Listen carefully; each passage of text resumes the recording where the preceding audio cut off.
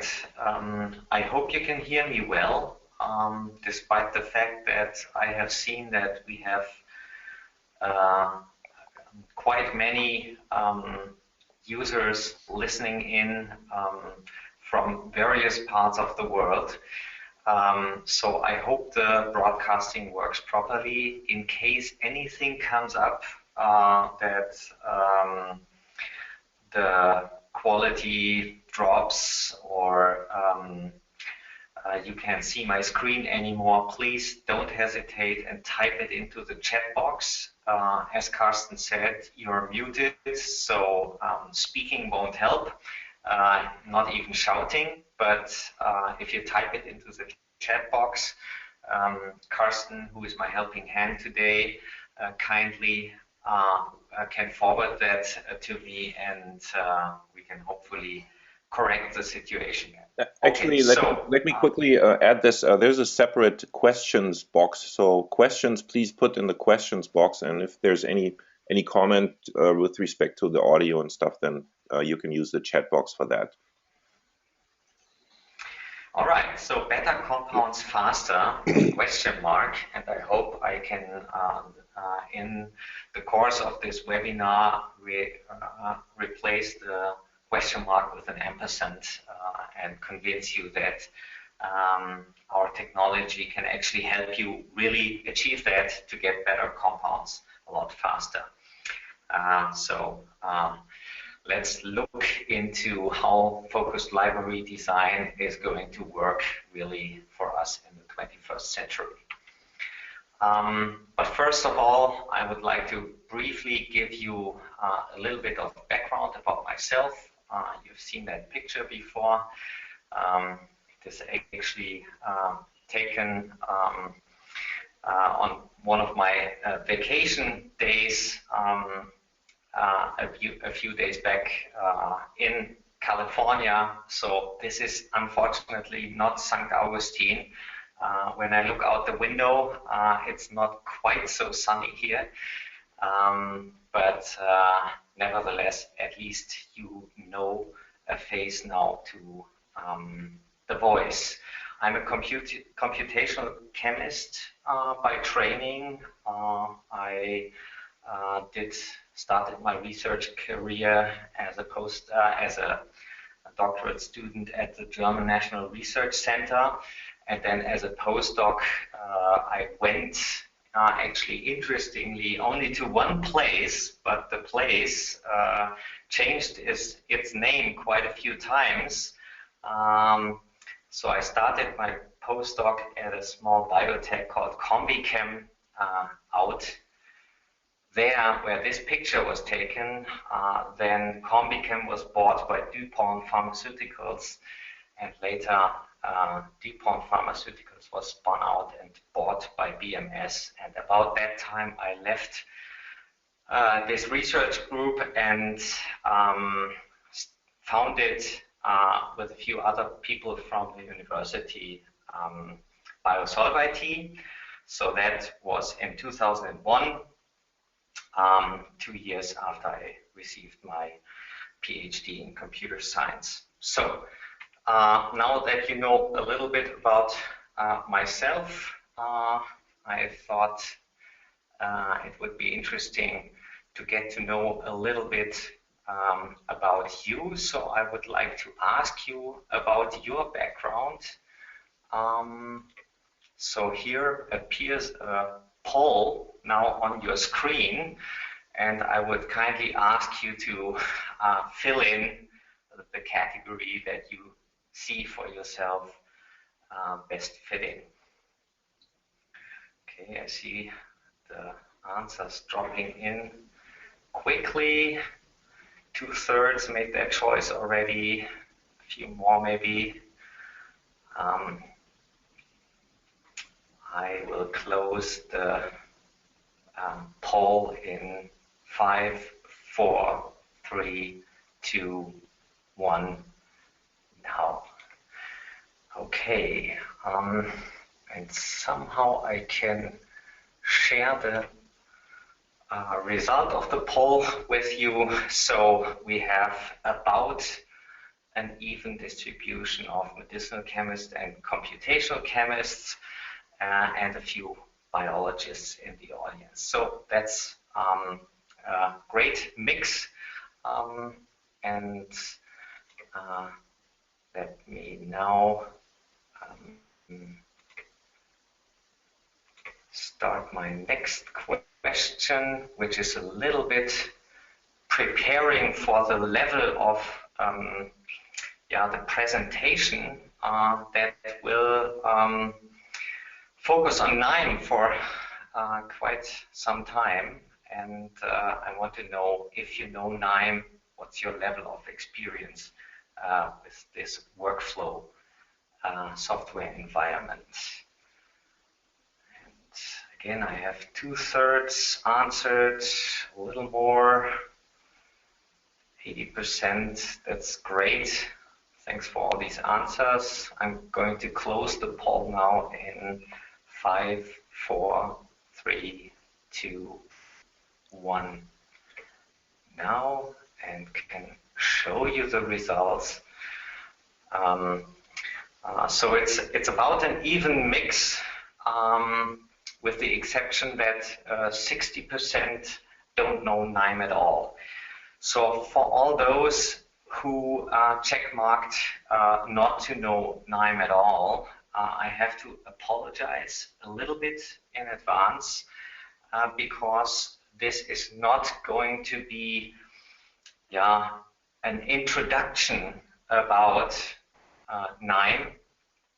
We have a great webinar recording on our webpage, and if you just go back there where you registered, you can see all the past webinar recordings about the basis of NIME and how to install it, and our tools in NIME, and so on and so far. So that may be a great complement to the session today. And for all the others who have some experience with NIME, but also the ones who don't know NIME at all, I hope that you get the idea, and on the basis of that as a motivation, we can go forward and try to teach you really how to use it. For now, you will just see how it can be used. All right, and a third question, again, just to get to know your level of experience. For my level of detail in the presentation, tell us what you know about our software tools. Do you know Biosolve IT at all? Have you used the software? What's your level of experience? Okay, you're super cooperative here. The numbers are shooting up in this poll and almost reached the limit. 5, 4, 3, 2, 1. Thanks very much. So again, I'm going to share with you the result. So a lot of people don't know us very well, with the majority just a little bit, and a few at the other end know us already very well. So I hope with my not too detailed and not too glossy overviewy type of presentation, I'm going to hit the right level for you. Okay, thanks very much. Turning back to the presentation and starting out here with motivation for the task at hand to start with. So we thought that the design of focused libraries is really a core task for a medicinal chemist in his day-to-day work. Whether it's looking just for a couple tens or bigger libraries, so in the hundreds of compounds. It is really at the heart of the medicinal chemist's work to come up with new library designs and explore chemical space in order to define or find in the first place an SAR, find that interesting activity cliff, find the difference between two targets in order to get the selectivity that you need, you name it. And really, the process is helped a lot by the advances in semi-automated synthesis technology, and also the availability of really mass directed HPLC technology to not only synthesize but also get your hands at the compounds in a very automated fashion and see what the outcome of your designs really are. So in order to save time for you, money and effort, the question of course is how can we support this process that is such a core task for most of you in your day-to-day work. How can we intelligently select building blocks that have a higher probability of achieving the level of potency that you're aiming at, while at the same time balancing all these other phys-chem properties and keep them in check as well. So we, in the outset of this presentation, show you how to do this using structural information to design better focused libraries. We are going to select building blocks that are predicted to give the product molecule more potency, higher binding affinity, but we're also going to show how to eliminate molecules with not so optimal physico-chemical properties. So really the game of multi-parameter optimization, enhancing affinity while keeping all these other parameters in balance. Okay, and with that, the focus of the presentation is going to be on the workflow in KNIME that we recently published, the so-called STORM workflow. The binding affinity in this workflow is estimated using the height scoring function, and I'm going to show you a bit of the background about this particular scoring function, which works extremely well, and it works in seconds, not in days, like other methods that you may have heard about in the recent past, like, for example, free energy perturbation, which is rather on the order of hours and days of compute time. How it works in the KNIME environment, we are going to set up the workflow. I show you how that is done. Then we prepare the target for docking. We select the desired chemical reaction from a list of reactions, as well as reagents to plug into that reaction. Then we are going to dock the molecules using a special algorithm called the manual base placement. I'll show you about that. Then we are going to score fragments, I say here, but it's really the product molecule in the position in the binding site with the height scoring function. And then we are going to eliminate unwanted product molecules with not so interesting other properties like questionable torsion angles, which is often a result from a docking exercise, or, as I said, the other phys-chem properties. And all of that latter part is going to be done in a software package called CISA. So a lot of stuff to cover, which is why I'm going to jump right into the presentation here. First, a bit of background about height. Height is a scoring function that has a long history of development, 9 years and beyond, since the first idea came about.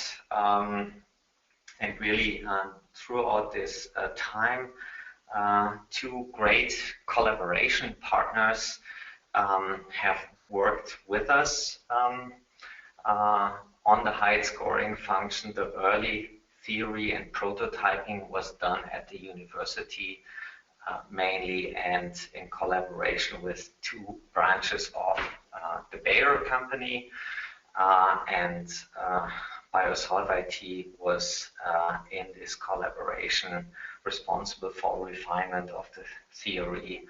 A lot of the grunt work of coding, testing, porting the code to different platforms, so quote unquote for productification, so that guys like you can really in practice use this.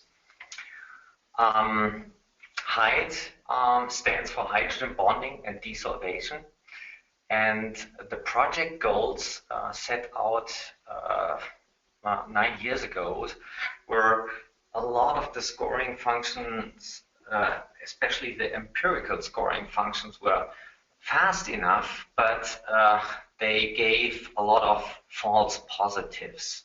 So non-binders that appeared to have a good score. So those we wanted to have removed. And as a second ingredient, we wanted to have a scoring function that's actually logical and understandable, so that you can interpret the results and draw your conclusions from that. And I think I'm going to be able to show you that both of these have been achieved in this little cartoon here. You see a first glance of this visual interpretation of the scores. If I take the PDB code 1GKC and apply the height calculation, then on the basis of a consistent description of hydrogen bonds and the hydrophobic effect and or desolvation, if you want, we have an atom-based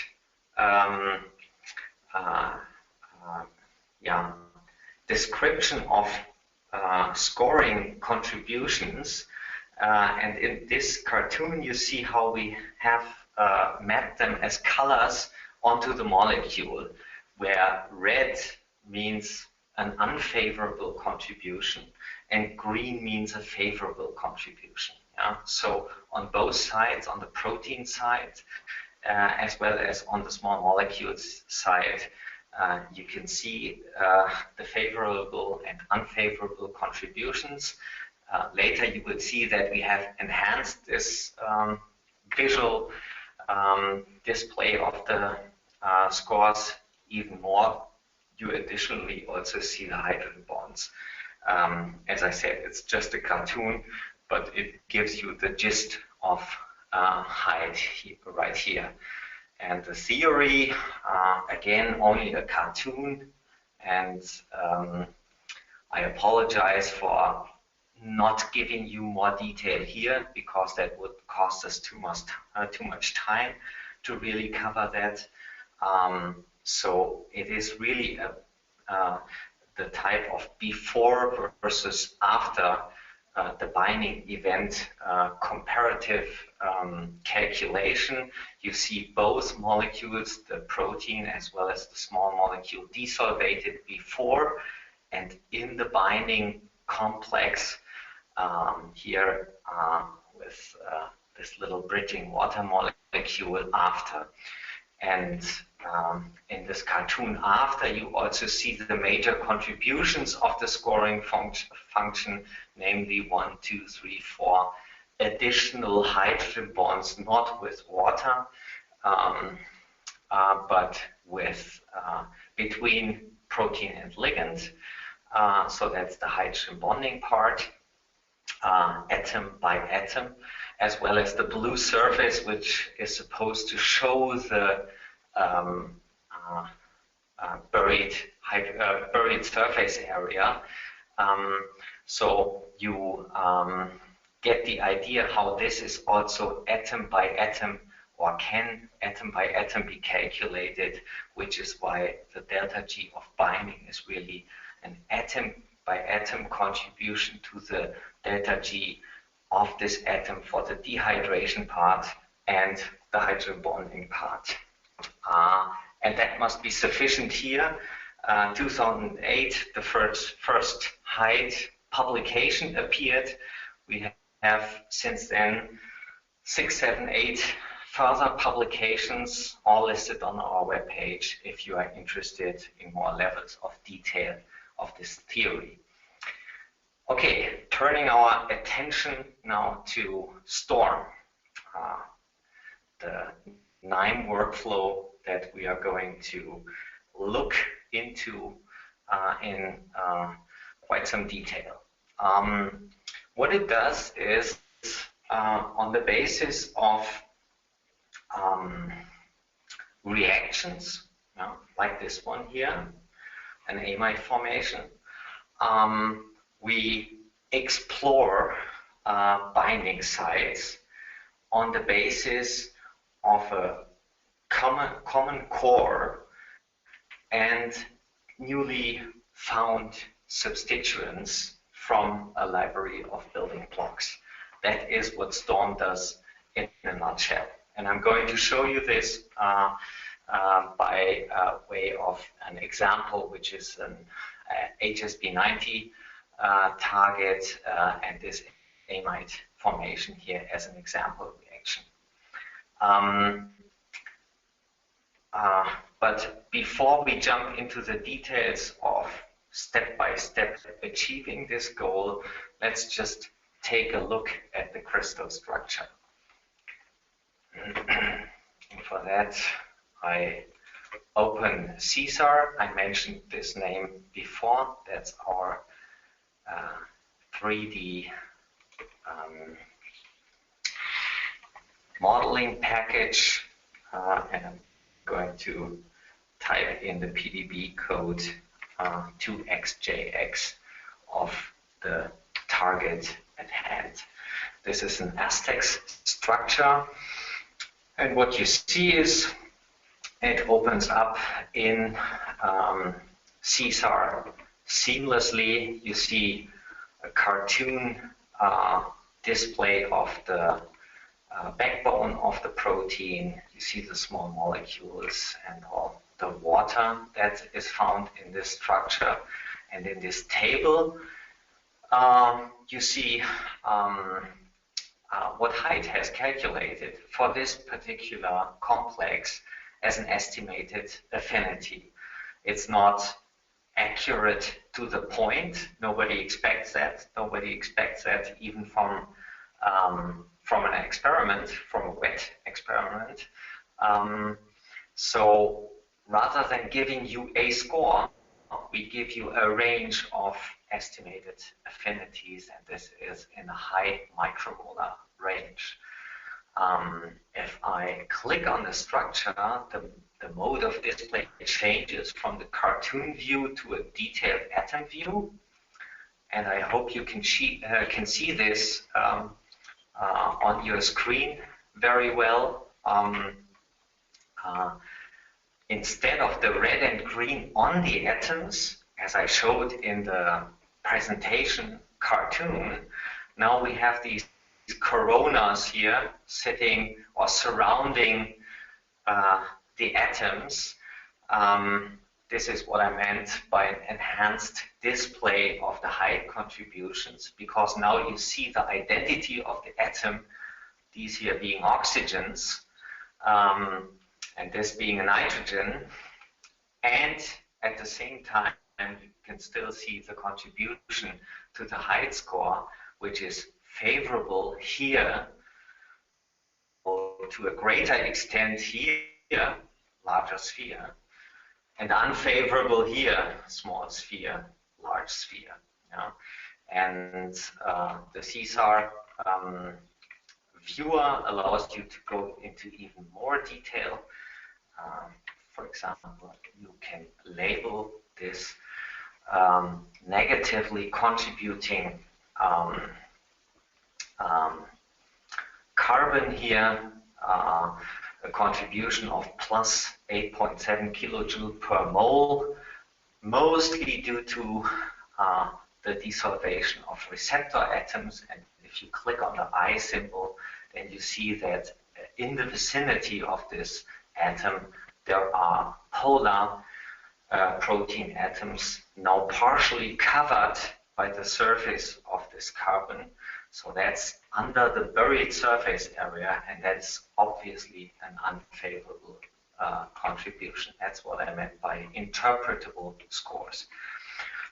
In addition, you see the hydrogen bonding network, and I think very clearly you can also see why in this exercise we want to retain this part of the molecule, this resorcinol unit, which quite nicely binds with a number of hydrogen bonds to the binding site, and has overall only favorable or negligible scoring contributions, whereas this arm here reaching out to the entrance of the binding site has little or even unfavorable contributions to it. So that is where the idea was born. Why don't we retain that as an anchor part and try with some focused library to find better building blocks to fill this other part of the pocket. So you can see how this storm workflow is really desired for pocket exploration by means of focused libraries. Okay, I think that's sufficient for now, and I can switch back to my presentation. All right, we've taken a look at the crystal structure. I should mention that CSAR, you saw it, there's really no other tricks to the use of it. It's super easy to install and use. I suggest you just, even separately from the KNIME workflow, give that a try. Okay, now the KNIME workflow. KNIME is a freely available cross-platform workflow tool. It is very popular, I guess, for one, that it is freely available. Yeah?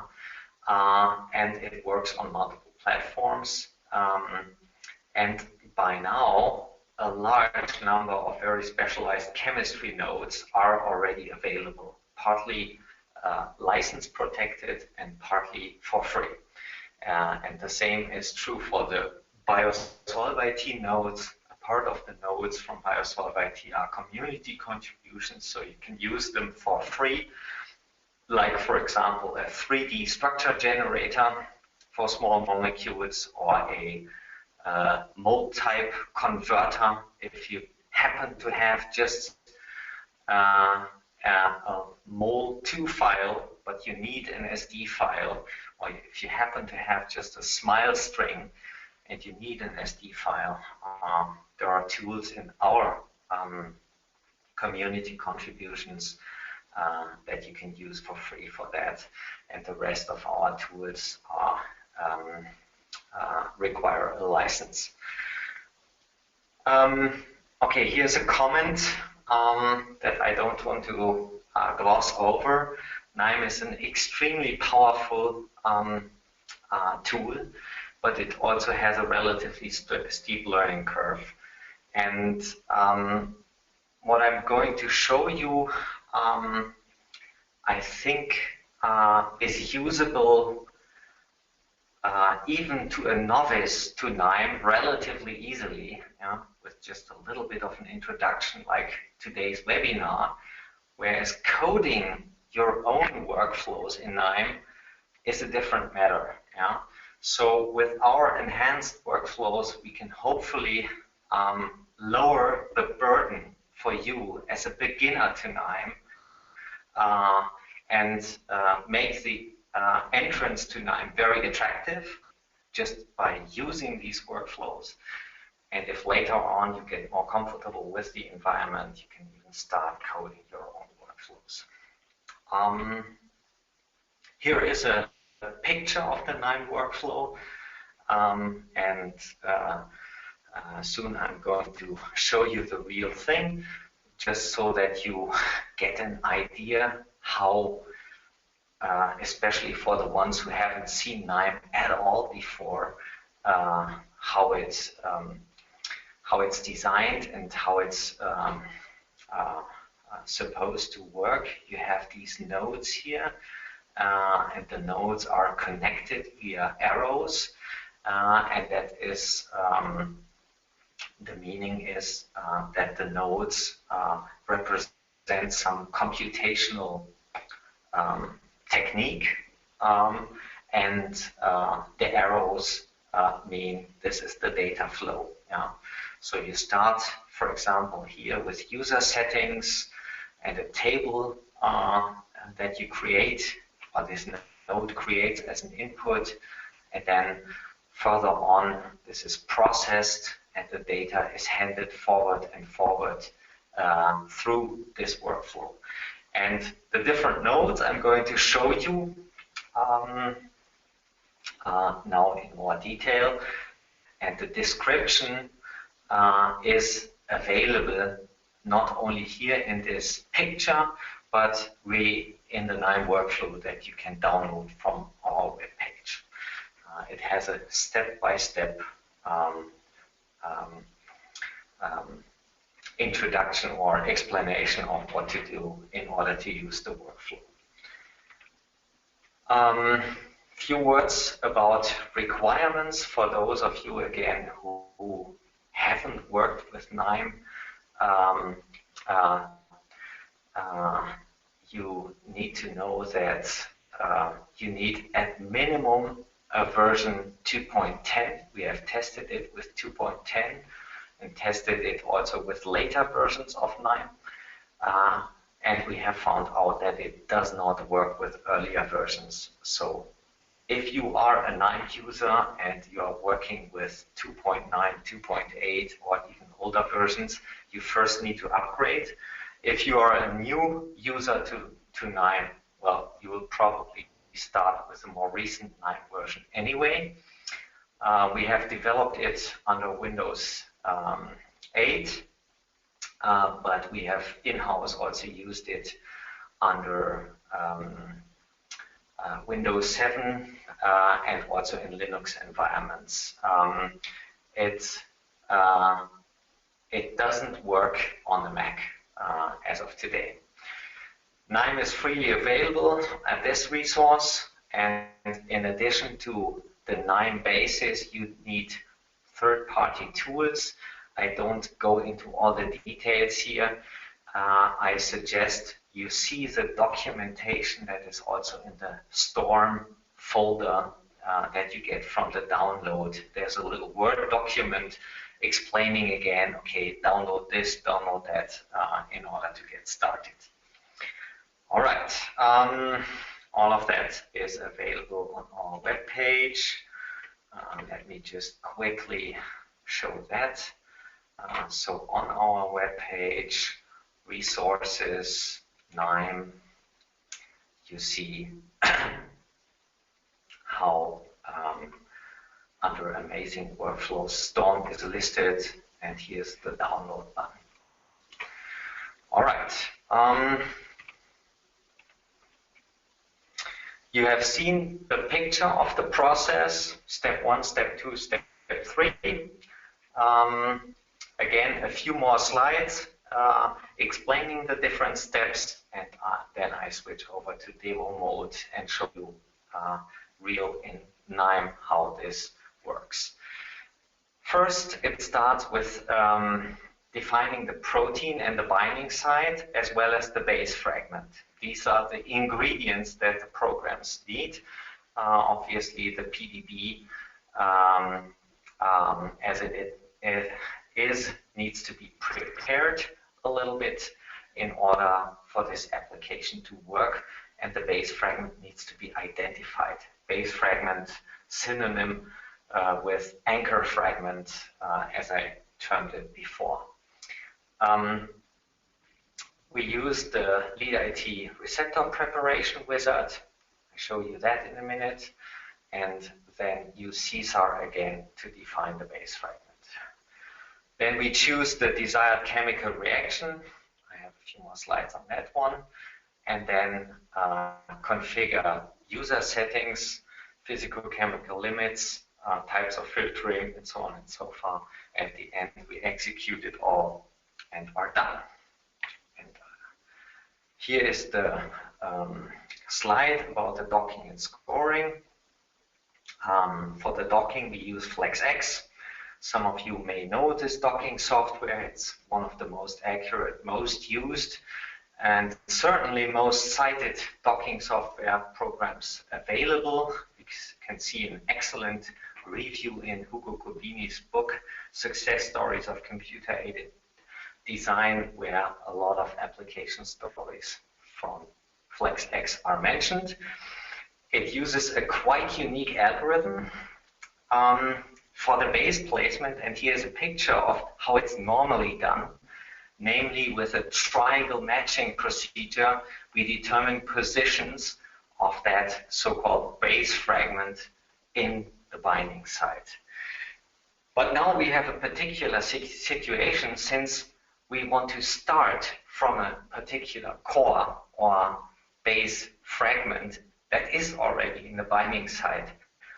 So here we replace the standard base placement algorithm with the so-called manual base placement, which positions the base placement, the base fragment just on top of the structure that you already have.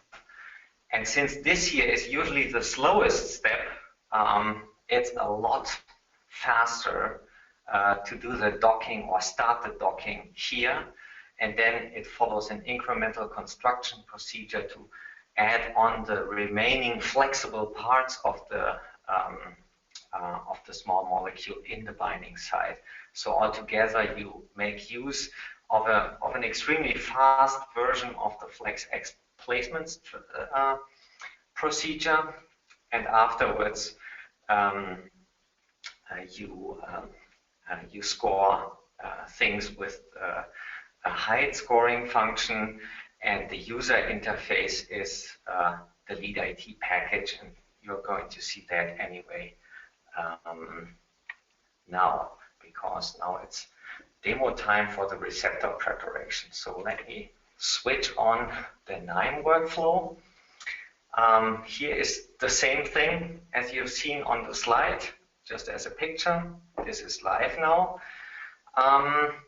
On top here, you see that I have two copies of the Storm workflow side by side. This is just to have one with the results already all there, and one that I can walk you through step by step, because completing the entire workflow takes on the order of half an hour to 2 hours, so that would be too much just for the demo here. So I'm going to show you here individual steps, and in this copy the end result. Okay, here it starts step number 1A, prepare receptor with lead-IT. When I right-click on the button and tell the node that I want to start a new project, i.e. to configure it, pops open this widget which allows me to either modify what I've done before or create a new project. Since this is a demo from scratch, I just say I want to create a new project. Okay, and that opens up the lead IT window, which I'm going to increase in size here. And what we do now is preparing the protein. We switch load protein from PDB server and type in again 2xjx, enter, loads it directly from the PDB. You can cross-check the text here that you have downloaded the right thing. And you see in 3D how the structure appeared. And then the receptor wizard is just a few steps of preparatory work that are needed to bring everything in order so that we can use the structure for docking and later for scoring. Step number one in this case is trivial. It's a selection of chains that are relevant. There is only one chain, so it's pre-selected, and the green arrow down here tells you you're good to go to the next step, which we do. Next step is selection of the binding site. Again, you select it by means of a small molecule. Since there is only one small molecule and it's pre-selected, the binding site is already defined. The default parameter is 6.5 angstrom around each small molecule atom. We are going to increase that to 8.5. I don't know if this was visible, but a few more amino acids appeared in darker black. So we just increased the size of the binding site a little bit to give it more room for exploration. Okay, nothing more to do. Good to go with the green arrow. So we go to the next step. And now comes a super fast and very accurate algorithm for calculating where the protons should sit. Yeah? So now you see all the OH groups have their proton, and also on the amino acids we have all the protons assigned. And the software at this point also does the flip of NOs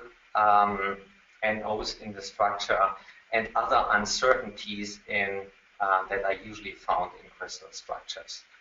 All of this is already pre-assigned, and I know, because I trained this demo before, that the assignments are all good, but you can check all the details you want here in the residues, in the waters, and on the small molecule in this dialog. So you have a great level of detailed interactions at your hands here. But for a novice user, usually if you see the green arrow, you're good to go to the next step. Run with the defaults and optionally maybe refine later on. Okay. Next step is just giving the project a name, and then we have reached the finish line. We tell lead IT to save this and then exit and return to 9. Okay, and that created a new project. We configured this node. Its traffic light says this is good to be executed. We do another right click and execute it, and that now prepares all the data. We get the green light, and as you can see, this connects to other nodes, the processing node here and the interactive CSAR viewer, which we are now going to open as the next step. So execute CSAR. This is the tool that you've seen before. This time it has the data already preloaded. that it obtained through the KNIME workflow. Again, we see the small molecule here, and the task at hand was to define the core fragment that we want to keep in position and remove the rest. And here's a little button underneath the name of the small molecule. It says edit selected ligand. If we click on that, the mode of display changes, and a little editor panel pops open. With a click, hold, and drag, we can select in a rectangle all the atoms that we want to remove. And I hit on the delete button to do that. And this defines now our base fragment. So we execute and store the fragment here in the table, and then we select this newly created fragment as a favorite, and that gives us the opportunity to save the favorite here through this menu command with the disk icon. We save it in the Storm folder under fragment.sdf, and there you go. I replaced the copy that I still had there from my previous trial. Okay, so with that we can close CSAR, and these two steps have been accomplished.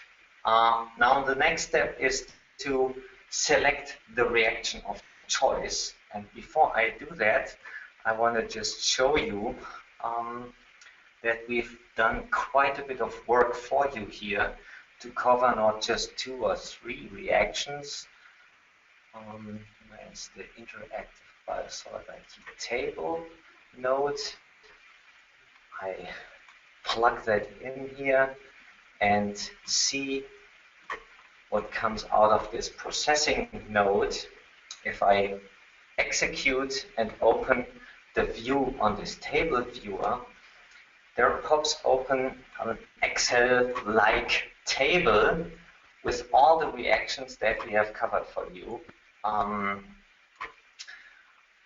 So triazole synthesis, benzofuran synthesis, Freelander quinoline synthesis, and so on and so far. So a great many of reactions. Don't be confused with the row numbers here. It's about 70 reactions that we have compiled for you. The technical details hidden kind of underneath. All you need to know is given to you as a user in this picture. And from these reactions in step 2, you select one reaction. If I double click on the node, another configure dialog pops open. So here you have the 70x reactions again, and pre-selected already the one that I want to use, the Schopen-Baumann acid and secondary amine reaction. Yeah, okay.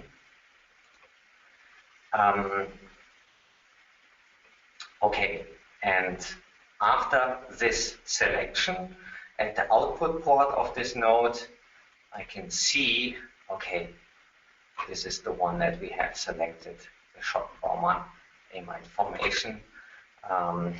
Reagent 1, the acid, reagent 2, the secondary amine. Okay, step number 3 now, and I have to hurry up a bit because we're near the end of the hour. Bear with me, it's not long until we can execute the entire workflow. Here's a box with user settings.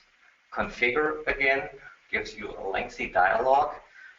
You usually need to do this only once prior to a half an hour to 2 hour execution. So it's a manageable task to set your limits on TPSA, number of rotatable bonds, upper limit on log P, and all these things that you want to have considered, but also give the program some more technical directions, as like, where did I store my storm folder, in my case on the desktop, where's the leaded executable, and so on and so forth. So it's pretty self-explanatory, and if you just use the workflow out of the box and adapt the path to what you have on your machine, then you're in 90% of the cases good to go.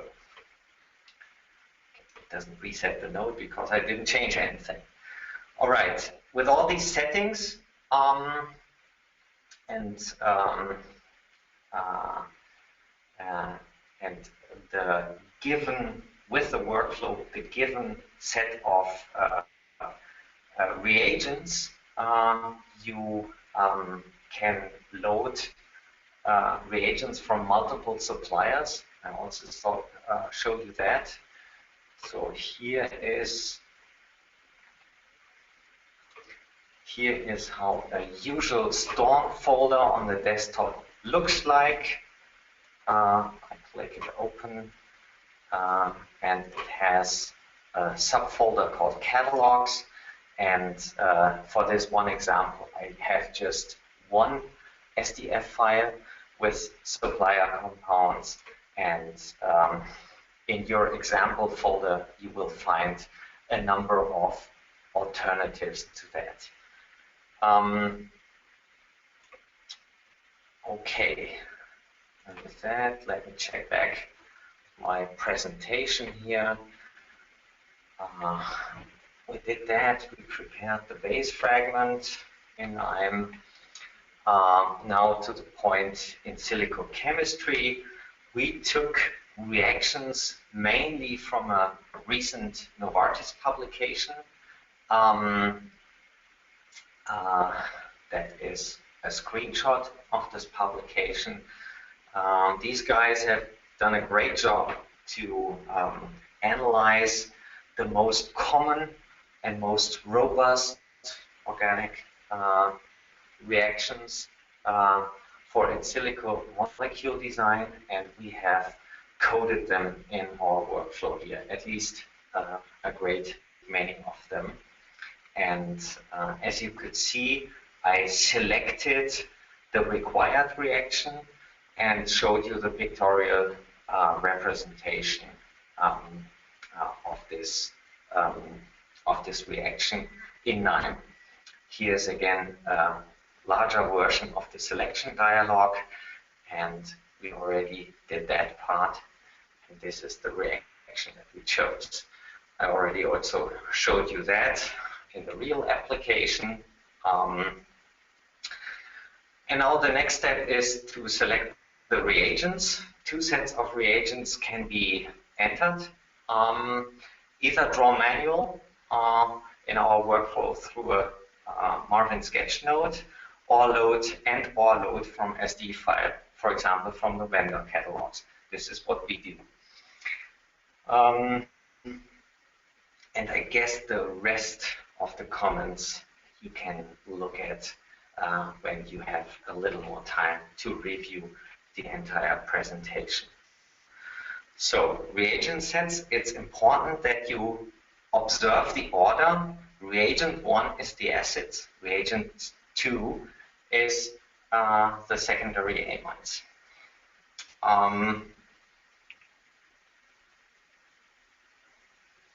And with that, I switch back to the workflow and show you Marvin sketch node connected to this here, input port for reagent 1, and the SDF catalogs connects to the other input port, reagent 2.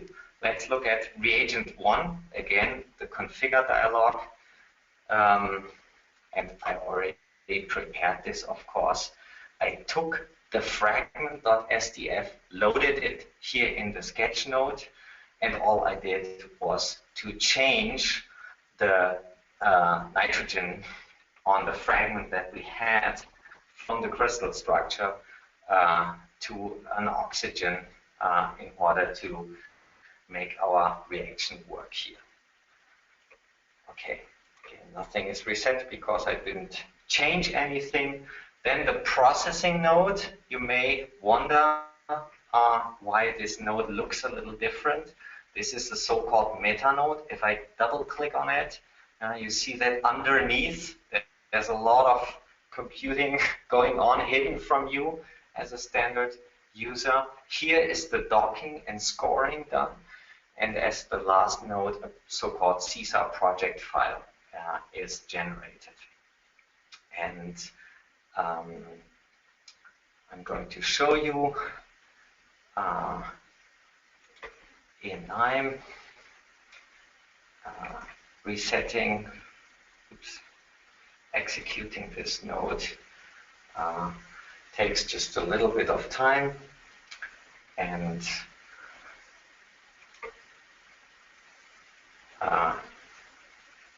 in the presentation it says just hit the execute all buttons, which would be this one here. So now the project file is generated, and in order to speed up the process a little more, here is all the intermediate files being generated. In order to speed up the process, I just opened the Storm workflow here, the CSAR end result for you. You just have to believe that the computation works the way I just started it. Yeah, as an end result, you get your crystal structure you started with, and then by decreasing estimated affinity, the different solutions generated from forming the compound through the amide formation reaction virtually, then docking it, and then scoring it, and retaining the best scores here. And you get results like this spirocenter. Again, if I click on it in the table, you see the end result, an interesting compound through this special substructure, the spirocenter here, and it forms an extra hydrogen bond with an asparagine, and so I might mark that as a favorite and move further down the list. Another interesting solution, also giving us some favorable contributions and forming an extra hydrogen bond. I might bookmark those, but I also might take a look at the table on a grander scale and take some of the properties that we annotated through the workflow here. For example, the origin. These are all from the Synthonics catalog, but in real applications you would have compounds from a variety of vendors, possibly, but you might want to pay particular attention to the log P. So for example, this compound here, or I rather wanted to show this one with the extra aromatic ring, giving us a little bit of favorable contribution, but at the expense of a higher log P, whereas this guy, for example, has a fairly low log P with just a few more polar atoms, and again, an interaction with this backbone carbonyl. You can use the filter options also to remove compounds that have not the desired properties. For example, you might be most interested to retain compounds with a reasonably good lipophilic ligand deficiency. This filters out 14% of the compound, shrinks down your table. You can use any of the properties that we annotate.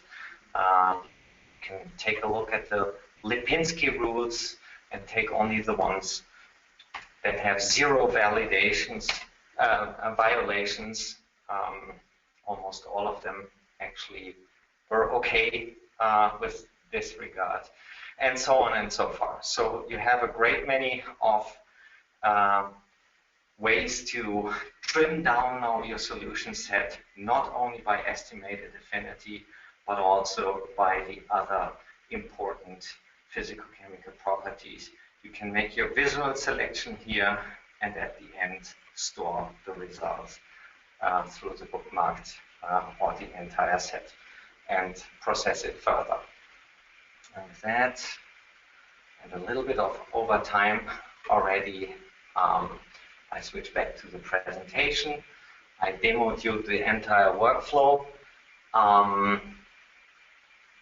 There's other ways of expanding hit series. We have another great 9 workflow that you also might want to check out. It's a so-called MedChem wizard. Rather than doing one chemical reaction through one bond vector, and this way exploring the pocket, it explores the pocket by means of typical MedChem transformation. So a great variety of reactions that the chemists typically apply. You can do this virtually in the MedChem wizard. I hope this was of interest to you and motivates you to try it out yourself. If you need more help to do that, we have a services department that will be happy to do that for you and with you according to your specific needs. And with that, I thank you for your attention. You get your trial license by email very soon, and the workflows where you can download them is shown again here. And last but not least, we continue our series of webinars about on a monthly basis. So the next one is going to be in mid-June, predicting binding affinity doesn't work, or does it? Maybe this is an interesting topic for you as well. And with that, I'm through with my presentation. Thanks again, yeah, maybe stay tuned if you have more questions that you want to raise right now. Yeah, thank you, Christian, for that wonderful presentation. Indeed, you have raised quite a few questions that came through while you were in your webinar. So there have been a few questions with respect to allosteric activity. So since docking doesn't guarantee allosteric activity, how do we predict whether a molecule would be active? We can't really, we don't really have any prior knowledge of which residues are involved in an allosteric process. So maybe you can comment real quick on that. Yeah, I would say flat out that this is with current technology, and by that I don't mean just our technology, not achievable. Yeah? You can certainly dock into allosteric sites, sites that you suspect to be allosteric in nature, and so on and so forth. But whether you have the induced allosteric effect on the protein with your bound molecule, I would say that's beyond the capabilities of current methods, and actually also beyond methods that are much more time consuming, like the free energy perturbation. We can predict whether a binding event will take place to a certain level of accuracy, but predicting a specific induced effect on the protein and whether or not this effect is strong enough to have that allosteric effect is not possible. But what you can certainly do is dock into those allosteric sites and see if anything binds there and find out via wet lab experiments whether or not the desired allosteric effect is there. Yeah, which brings us to the next question. How do we decide whether a docked structure is representing the actual crystal structure? So how do we verify a docked structure? Well, of course we can't really. Yeah. The best you can do is, by the way, great questions. Thanks to the participants who raised those. And thanks to Karsten for handling the questions while I was focusing on the presentation. We can't, of course, specifically say this is the binding mode from the crystal structure. Yeah? The best we can do is take a panel of crystal structures and redock molecules and verify with what level of accuracy we can reproduce those crystal structures. And you will see that current docking technology can reproduce the crystal structure with about 80 to 90% of the cases, but there is a quirk to that, but not necessarily with the highest score. Yeah? So both computational techniques, the scoring and the docking, have uncertainties here. And the docking is accurate to a level of 80 to 90% of the cases being correctly redocked. And the scoring is correct in about, I would say, 2/3 to 70% of the cases to also predict the closest to the crystal structure to have the highest score or the highest predicted affinity. That's about the level of accuracy that we can expect from these methods and draw our conclusion from benchmarks. Now, if you're working with a new structure, there is no such guarantee. And our take on that is don't just take the computation as a black box, but visually verify your results. And the CSAR tool, and I hope I was able to show you that, is really a great tool for verifying visually whether or not things make sense. If you have a molecule somehow tossed into the binding site with weird torsion angles and just collecting, let's say, covering hydrophobic surface area and not making a hydrogen bond, it is unlikely to be real, because the real structures usually have a balance of formed hydrogen bonds and covered hydrophobic surface area. And it's this visual plausibility that really help us humans differentiate the results, which the machines can't yet do. Mm-hmm. Okay, then another more technical question. I think there was some misunderstanding. Will there be a Mac version of that KNIME workflow in the future? Or will one have to install a virtual PC or the workflow under Linux? So KNIME exists under Mac. I'm not so sure about the workflow. I think the workflow would work under Mac as well, wouldn't it?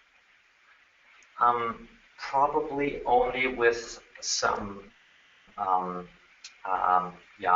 fixing of technical details. So both programs, LeadIT as well as CSAR, that are used here are available on the Mac. So in principle, there's no reason why it shouldn't work on the Mac. But little technical details like the path names to locate your folders and stuff like that were all developed only for Windows machines, or with a primary focus on Windows machines. So it should be possible. It isn't something that we have in our plan, and I can tell you a delivery date, but it's certainly something that is possible, and depends a little bit on the feedback that we get and the level of desire, let's say, to have such a solution also for the Mac. So in other words, with some tweaking, it works on the Mac if you're NIME savvy. But if you want to work, if you want it to work out of the box, then you should have it under Windows or Linux. No, under Windows only, not Linux. The next question was for now, at least. Yeah. Next question was with respect to ionization states. How are they determined, and do we expect the piperazine to carry two positive charges? That is probably one from the audience who is already more experienced with software, because yeah, that's quite a techie question. So we use the so-called PROTOS method to determine the state of each of the amino acids and the small molecule, the cofactors, and orient the water molecules and all these details that I showed in the receptor preparation in this one step. And it's an algorithm that's highly trustworthy to work very well in the majority of the cases.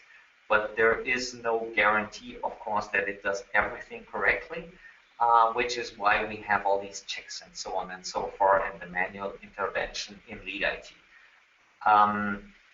The basis for the algorithm, I guess that was part of the question, is the most likely and best hydrogen bonding network overall. So in the protein ligand complex with all the water molecules and everything, and also the interactions within the protein. Yeah? The best overall hydrogen bonding network likely to be there at physiological pH in the binding site. There's at least two publications about PROTOS out there now, and any more detail I would suggest people to check out these publications. And now to the more specific question of the piperazines. No, we wouldn't expect those to be doubly protonated. It's a little bit of a quirk of the algorithm.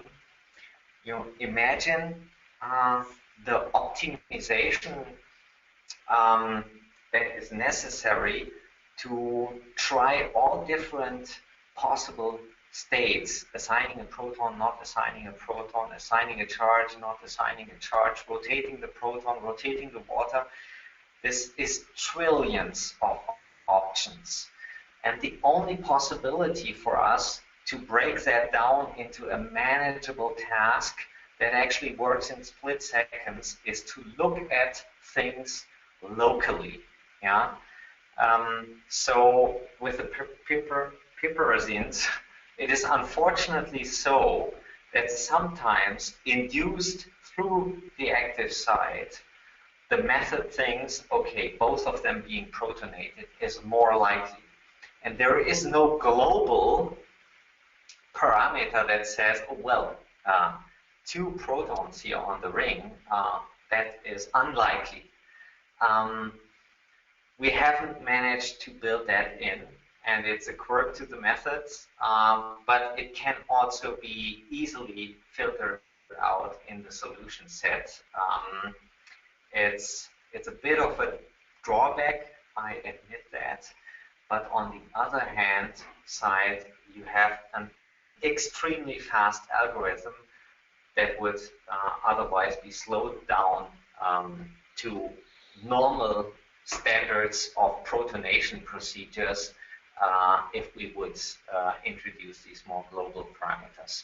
So I hope I have given enough level of detail, and if that person with this question wants to follow up on that, I suggest we do that later on. Yeah, for the sake of time, there are quite a few more questions, so let's carry on. The next question is if we only have homology models available and no PDB structure, no crystal structure, what should we do? Or I mean, we know that homology models are not quite optimal for these things. Okay, that's another one of these very difficult questions, I would say. So one thing I don't want to hide here or gloss over is the procedure assumes the protein to be rigid, except for the amino acid flips and proton assignments and these little things. Otherwise, the protein is expected to be rigid.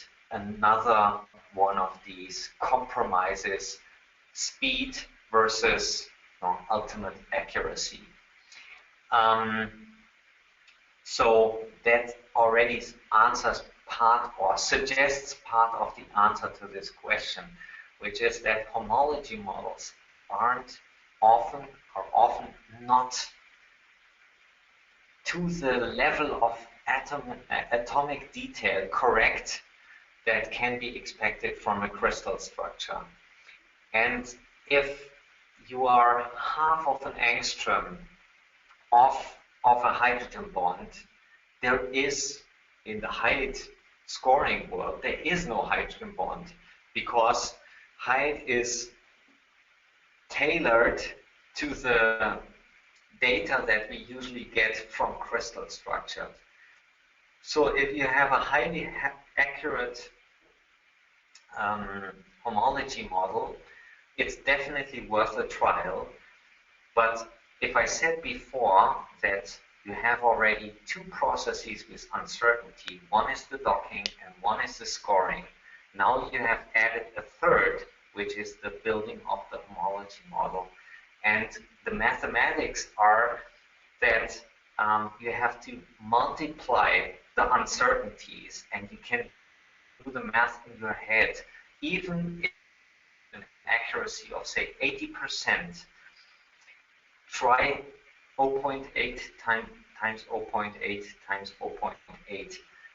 The number is disappointingly low, and this is, I guess, hinting at the level of expectation with homology structures. They should be treated with great care.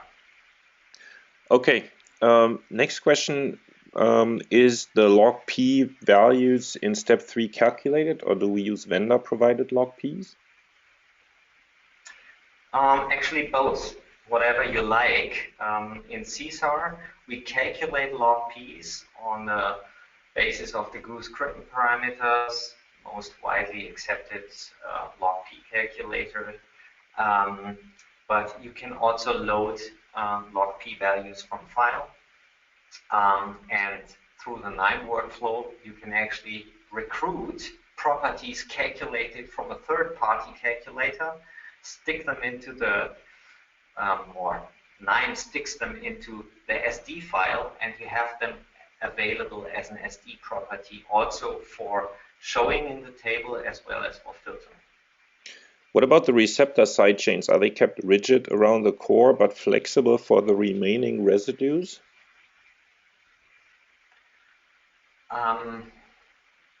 I think I've given the answer before.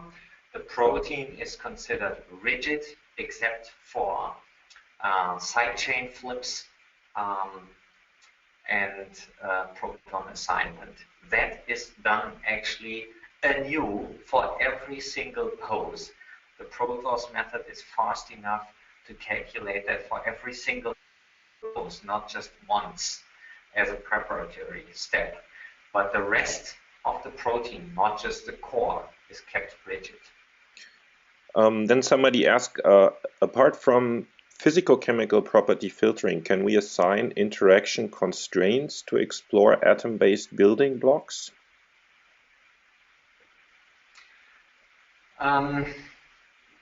The answer is unfortunately not yet. It is something that is currently in development, that the hydrogen bonds also become a parameter that is accessible through the graphical user interface for filtering, because same as I commented before, usually it's a balance between covered hydrophobic area and a proper hydrogen bonding network. So it's a crucial parameter that you possibly also want to use for filtering. It's not in there yet, but for the ones who have observed the history of the CSAR development for a little bit, CSAR just 1 month ago in April had its first anniversary, which was April 2014, and since then we have already released 10 update versions, 3 of them being major release updates. So what I'm telling you here is something that is currently in development. So 3, 4, 5, 6 weeks to go, and you can expect this to be available. Then is only the best scoring confirmation represented in CSAR? Okay, good question again. Super, really. The level of questioning here is terrific. CSAR, I can quickly open it again,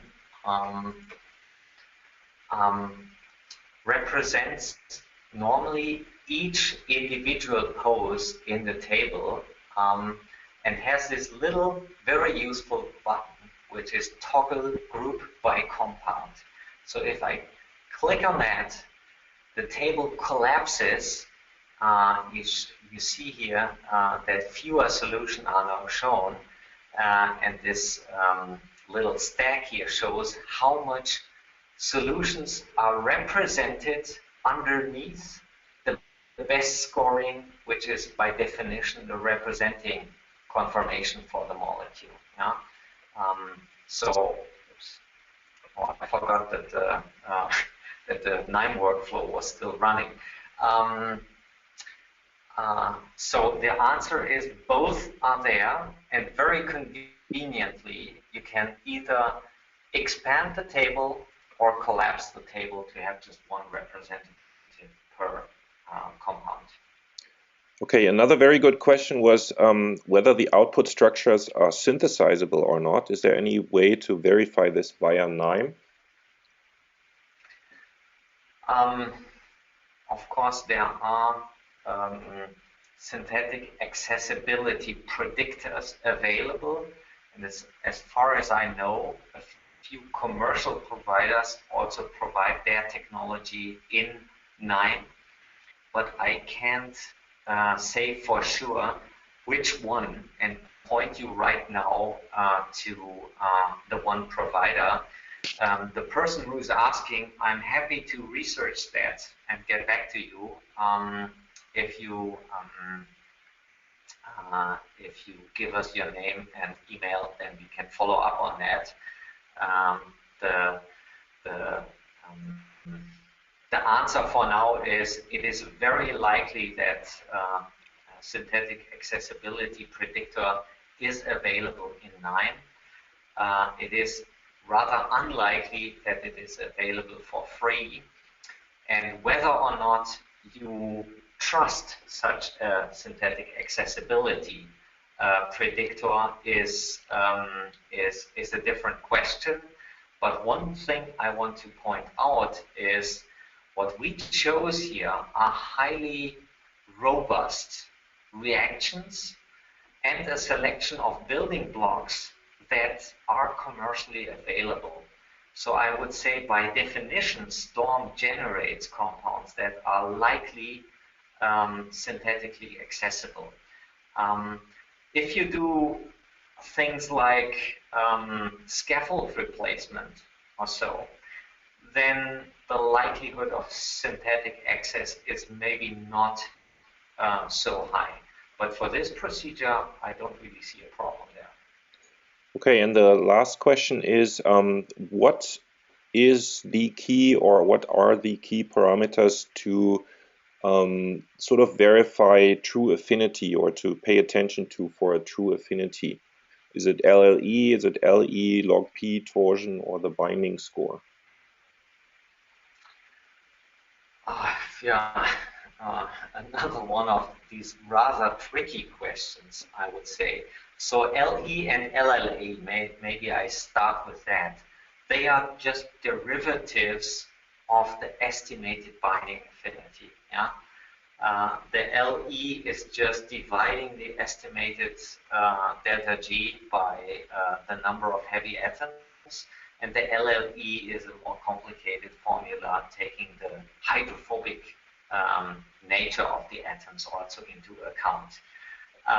So those are not giving you extra value in the trust of the estimated affinity, but they are useful if you are looking for a specific kind of binder. Yeah? So for example, if you're keen to find a fragment binder, I would rather focus on ligand efficiency or lipophilic ligand efficiency rather than estimated affinity alone, because usually larger compounds bury more surface, so the estimated affinity is higher, and that's not helping you if you're searching for a fragment binder.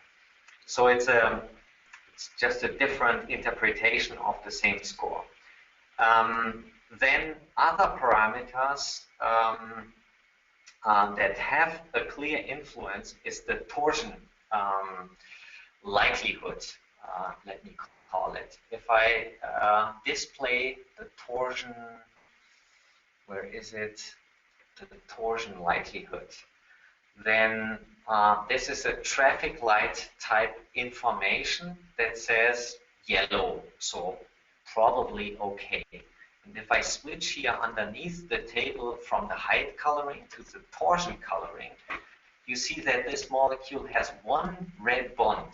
Yeah? And that is understandable. It's because the amide group is twisted here out of the plane from the aromatic ring. So it's statistically a more unlikely torsion angle, but at the same time, in this case, probably tolerable. It has a yellow button. And I think we already filtered. This was one of the criteria in the parameters of the storm workflow to discard any molecules that have a red flag here, meaning they have more than just one red torsion, so unusual torsion. And that is clearly a parameter that has an influence on the binding affinity. Strained conformation is detrimental to affinity, and it is not, as I've showed the height scoring function, a part of the height score. So it's a good idea to pay attention to that as well. The other parameters like log P and stuff like that, I would rather consider as additional ADME type parameters that are also important, but not necessarily correlated with a more trustworthy or less trustworthy estimated binding affinity. And the ultimate way to find out is really cream off the top, the most plausible, the most interesting compounds, and make the wet lab experiments. Okay, for the sake of time, there are two quick last other questions. One is the building blocks, do they have to be prepared in any particular way, or can we use them kind of out of the box? Out of the box, that is really one of the beauties of this workflow. I again open up the STORM folder in the catalog section. Here I have deleted or removed these from the catalogs section because I wanted to make the workflow quicker. You just toss the SDF files in there, and the STORM workflow will not just cover one or the other. It will cover all of them that it finds in this folder. But beware of the fact, if you use quite large vendor catalogs here, this has an influence on the runtime of the workflow. So I suggest to try that out a bit. And then the last question now, really, what kind of RMSD values are we including in the calculations? The question came up that we don't give the UB and LB RMSD values. Can you comment real quick on that?